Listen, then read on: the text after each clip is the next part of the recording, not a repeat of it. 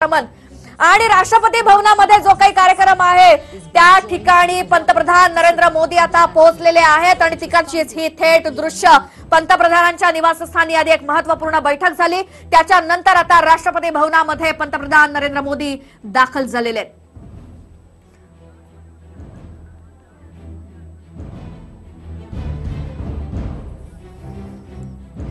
आणि भारताने केलेला या स्ट्राईक नंतर एक जी लाईव्ह दृश्य आम्ही तुमच्यापर्यंत पोहोचवतोय ती म्हणजे राष्ट्रपती भवनात एक खास मोठा कार्यक्रम आयोजित केलेला आहे। याच कार्यक्रमासाठी पंतप्रधान नरेंद्र मोदी दाखल झालेत।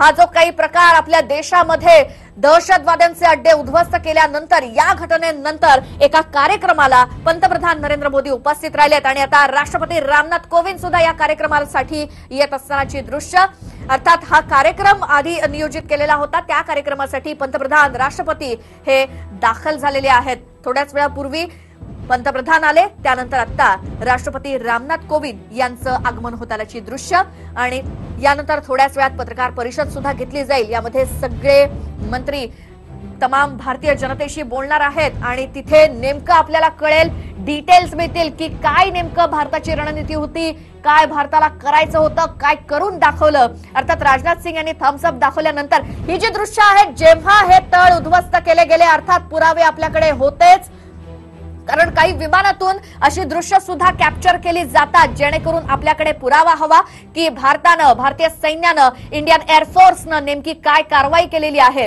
एकीकडे जे आपण दृश्य बघतोय ती राष्ट्रपती कार्यालयामधली, कारण तिथे एक कार्यक्रम आयोजित करण्यात आलेला आहे आणि या कार्यक्रमाला भारताचे राष्ट्रपती रामनाथ कोविंद आणि त्याचबरोबर भारताचे पंतप्रधान नरेंद्र मोदी सुद्धा उपस्थित आहेत।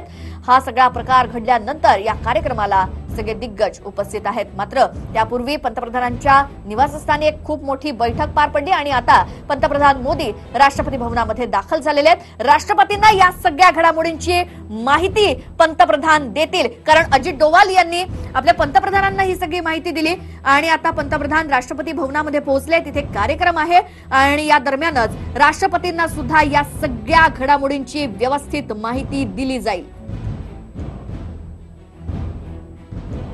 थोड्याच वेळात पत्रकार परिषद सुद्धा होणार आहे, कारण याच पत्रकार परिषदेतून तमाम देशवासियांना कळणार आहे की नेमकं आज काय काय घडलंय, नेमक्या कशा प्रकारची रणनीती होती भारतीय सैन्याची, वायुदलाची, काय उद्देश होता आणि करून दाखवलेला आहे, कारण सगळी भिस्त ही सैन्यावरती होती।